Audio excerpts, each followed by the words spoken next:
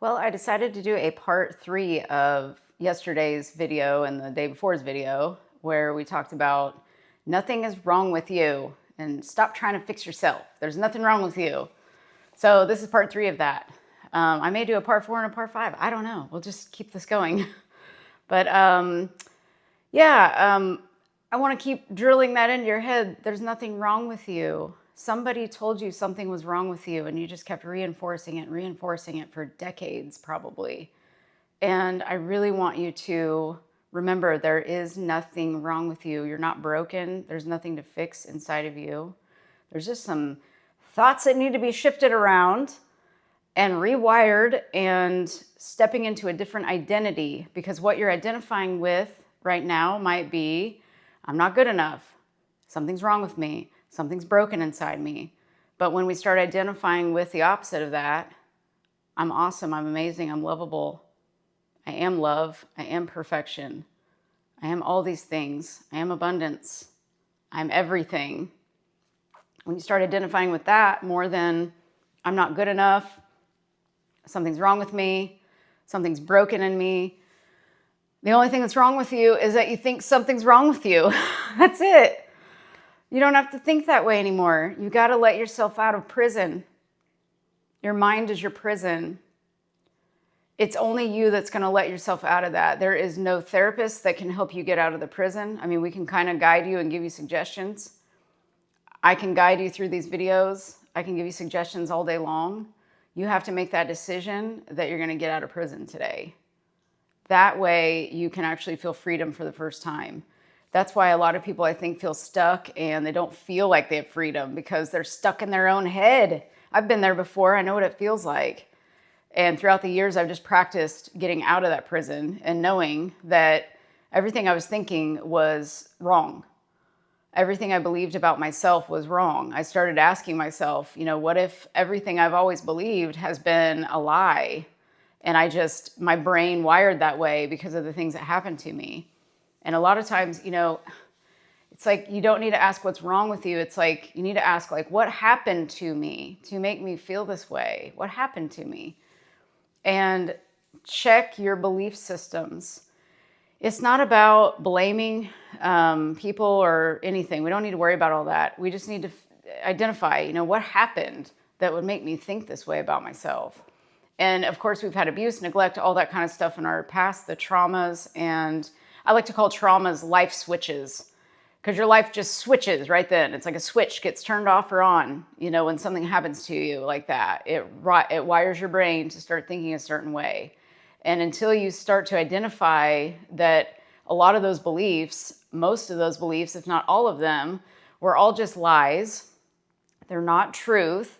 And we identified with the lies more than the truth because probably nobody told us the truth about ourselves. We just believed what we heard and we perpetuated it and made it bigger and made it bigger. The more you think a thought, the more you believe it. A belief is just a thought you keep thinking over and over and over.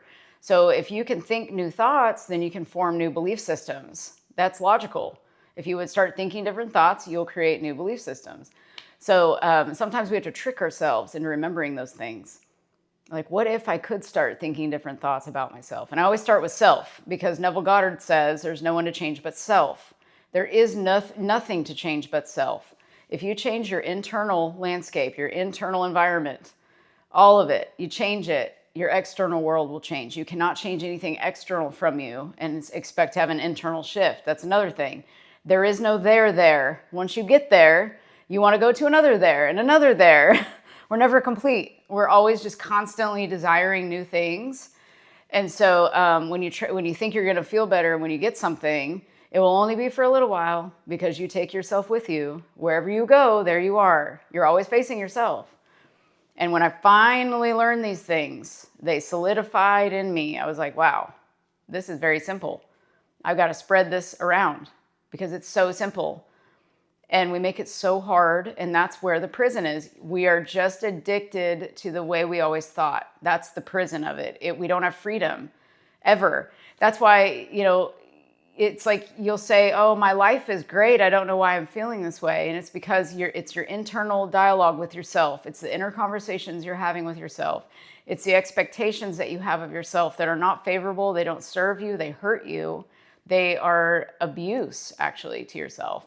Look at it that way. You're abusing yourself with your thoughts. If you were abused in the past, we don't want to abuse ourselves now. We've got to change those beliefs about ourselves. And so the first step is awareness. You just have to be aware, which all of you, I'm sure, are aware when you're not feeling well. You're like, okay, I don't feel good. We know that. That's the easiest thing to start with. How am I feeling? Well, I'm not feeling very good. Okay, well, how do I prefer to feel? How do I want to feel? How would, if I change this one belief about myself, what else would happen if I did that? Like, what domino effect might that have? Because we know negative effects or negative thoughts have a huge effect on our whole life. It's like putting on a pair of glasses and you're looking at the world through them. And so if you pick up your complaining glasses, you're going to see everything to complain about. If you pick up your appreciation glasses, you're going to see everything to appreciate. And remember, what you appreciate appreciates. It's like you're depositing into a bank account, the bank account of you. So if you're depositing these same old thoughts you've always had, you're going to get the same old things you've always gotten. So we have to make a different type of deposit to where it will appreciate.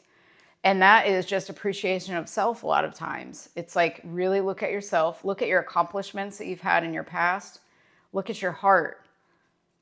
People forget their hearts. Our hearts are more important than our brains. They actually are kind of their own brain. They have their own electromagnetic charge that's bigger than anything in our bodies. They extend out, I think it's about 9 feet. The magnetic field from our heart is about 9 feet out. So people can feel your heart when you walk in a room. And they can also feel the opposite of that. When you're in a bad mood, people can feel it. Our energy touches each other. We have these little bubbles of energy around us. We're all made of energy. So everything that you say to yourself or think about yourself even, your brain and body hear it. And other people hear what you're saying about them too in your mind. And you can change relationships by changing yourself, how you talk to yourself, what you expect of yourself and expect of others, what you assume about yourself and assume about others. Things will shift as you shift inside. So start with being aware of where your thoughts are. What are you thinking about yourself daily? What do you believe about yourself? What are those beliefs connected to from childhood? It's always from childhood beliefs that we've got going on right now. And some people don't believe that. But really, I mean, if you look back at the patterns, you'll see patterns. There's patterns of thought all over the place there's all kinds of beliefs. I'd have to list them out. But, money doesn't grow on trees, and don't put all your eggs in one basket, and all those cliche things that were said to us as kids, like kids should be seen and not heard. And those types of things get implanted in us, and then they grow. It's like a seed, and then it gets watered by all these other negative thoughts. And then pretty soon we're who we are right now. And we've got some things that are not favorable in our lives. And so it's awareness. Number one is being aware of where you're at, what you're feeling, what emotion is coming up, where do you feel it in your body? That's really big. And don't avoid the feeling or suppress it down. That's what you've been doing forever, is distracting yourself away from these feelings. You want to just feel it. Let it pass through your body. Just feel it for a few seconds. I feel angry. Okay, where do I feel that? I feel it in my stomach. Okay, let it kind of dissipate. And then examine that trigger that just made you angry. Why did that make me so angry? What does that remind me of? Does that remind me of my dad? Does that remind me of my mom? Does that remind me of an old teacher that bullied me when I was in their class? Or a kid on the playground that bullied me? What does it remind you of? Does it remind you of your ex-wife, that you talked to 2 months ago? I mean, it could be anything, but there's some beliefs there that are just needing to be changed and shifted just a little bit and put more logic with them. It's almost like the wrong neurons fired and wired together. That's basically what happened. It's like they didn't connect correctly. So it's like we've got to rip out the old wiring and install the new wiring. And those old beliefs, if you think about them, they really don't make sense. They were just kind of there. And then we were so addicted to thinking the same way that now we are this way. And so if you just go back and examine kind of where they came from a little bit, it's like they will just go away so fast. You'll notice they'll just kind of dissipate because they're not logical anymore, and therefore they're unnecessary. They're just unnecessary. And I like to think about where I want to go next, like what identity I want to become, instead of doing extra work that I might not need to do. It depends on the person, what's going to work best for you. But I just decided one day, I was like, I've got to do YouTube. So therefore, that means I can't identify with this social anxiety I felt. I've got to go through the fire. I've got to go through my fear and turn on that dang camera and talk to it every day, even though I have no idea what I'm doing. And I had to learn all these things. And so it's just, you have to push through some of these feelings to get to the other side to see who you really are. Because a lot of times we're just buried by old crappy thoughts that just don't even matter anymore. And so another thing to remind yourself is, do not let the external world create your internal world. Do not let it control you. What you're seeing, if we want to talk about manifesting, you're seeing a 3D reality that was created already. Like, it's old news. It doesn't matter. You're creating from now. So whatever you see now in front of you is already created. And so it's right there. So you just deny your senses of what you're seeing, and you go to your now and you say, okay, if I'm creating from now, what am I going to do with now? What thoughts am I going to think now? And what beliefs should I have that would coincide with the new identity I want to become? What would that person think and feel, and how would they behave? And I thought, if I want to be on YouTube, I can't just be this scared person every day. I can't have fear about it, because if I have fear, it's going to hold me back from my end goals. It's going to hold me back. At some point, I'm just going to have to accept that this is who I am, and I am putting myself on a camera to be judged, I'm exposing myself, and I had to decide that I don't care. I just want to help people. That's really it. That's it. And it's fun. I made it fun. And it'll get even more fun as I get, more into my notes. These are just, I don't plan these very much, like I said, but someday I plan on, getting a little more strategic. But these are just me talking. And I had to get comfortable with even turning on the camera and hitting the record button. That was not easy at first. And if you're new here, by the way, I'm Samantha. I'm a therapist, and I started this channel, I think today's video 94. And I'm doing a video every day, so I've got quite a bit more to do. I'm a little over a fourth of the way through the year. So thank you for listening and being here with me. I wanted to do this to get over social anxiety and get over my fears of being judged and exposing myself. I never felt safe enough to do anything like this. I never took pictures of myself. I never showed people that I took pictures of myself, but I never posted anything on social media, hardly ever. And so this is really big for me to do this. And you just have to decide who you're going to become, because this was my first step. This was literally the first thing that I had to do. I had to get comfortable doing this. And sometimes you just need to decide what that first step is going to be towards your new identity. Your goal is to become this person. Your goal is not to get money and get this relationship and get this job or whatever you're wanting to get. What you're wanting is to become this new identity that already has it. Because that's when everything just flows easily to you. You just allow it in instead of trying to force it or control it. We've got to surrender to what's already available to us. All the control is right there. It's almost like when you surrender control, you're surrendering control to the control that you already have within you.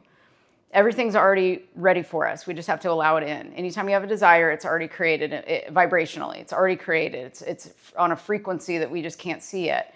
You got to tune from 92.1 to 104.5 if that's what you want to listen to. If you want to stay stuck in 92.1, that's your choice. And you got to remind yourself, yep, I'm choosing to feel angry, so I'm going to stay on 92.1, and that's my identity number one. I'm choosing to be there, because you got to remind yourself that when you're in the depths of despair and the depths of anger and all those things, there's momentum behind those thoughts. So it's going to be really hard in the moment to be you're at 100 with anger, and it's going to be hard to get to 100 of happiness. You're going to have to take steps up that emotional scale and kind of talk yourself slowly, gently out of it until you've created more momentum, and then all of a sudden you're feeling better.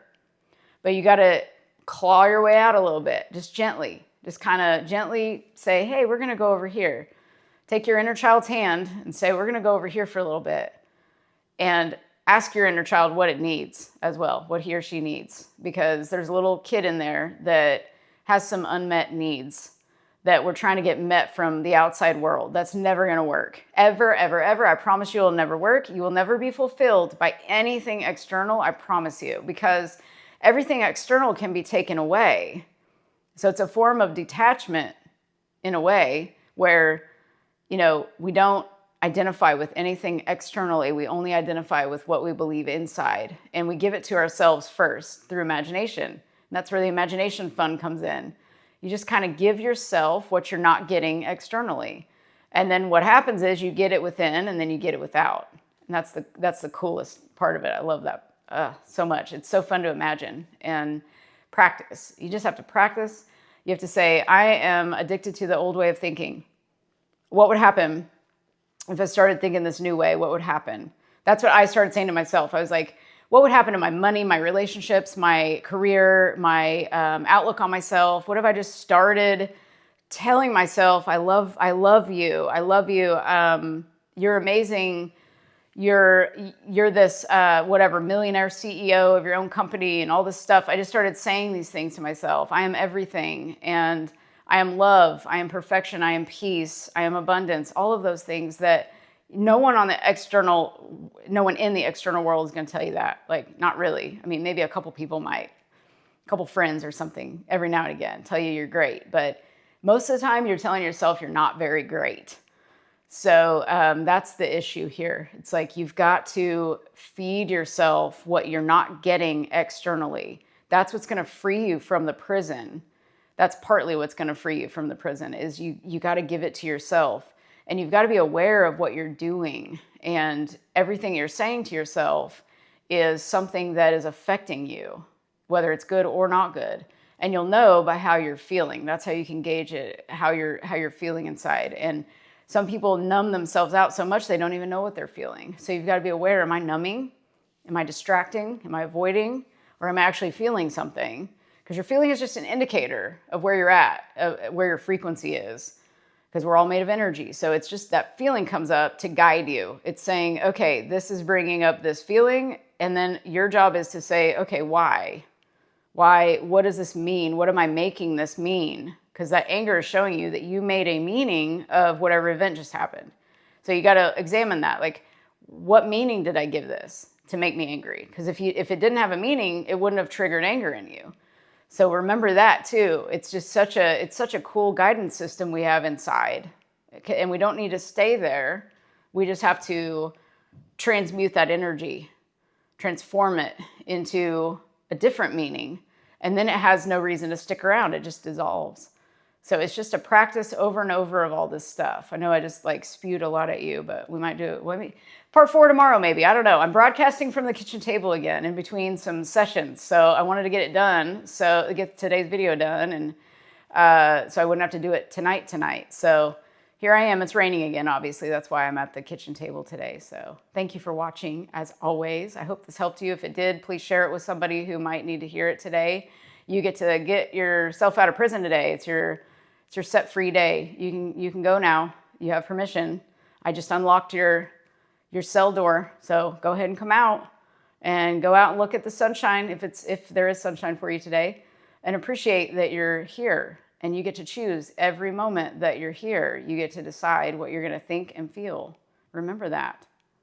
You get to choose every second of the day. You get to choose how you feel. Do not let anyone or anything externally affect you. That is a practice. So just practice. And thank you for watching, and I'll be back tomorrow. And I appreciate all of you so much. You have a wonderful rest of your day, and please like, share, subscribe, all the things. Thank you again for watching, as always, and I will see you tomorrow. Bye.